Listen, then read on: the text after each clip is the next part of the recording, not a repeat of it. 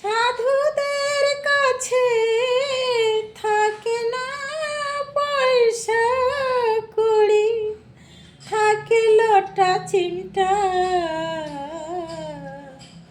তাদের তুমি করো দয়া, তারা করবে তোমায় দয়া।